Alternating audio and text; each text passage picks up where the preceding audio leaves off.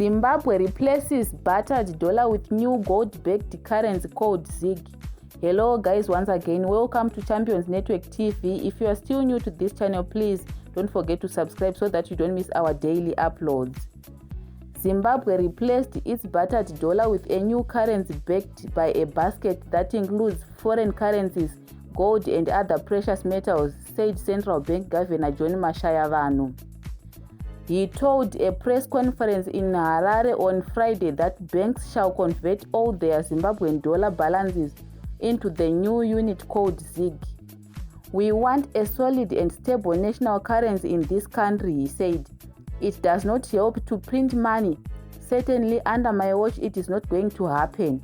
The new currency will be introduced at 13.56 per dollar on April 8 and the interest rates will be recalibrated to the new level of 20%, he said, down from 130% on the old currency.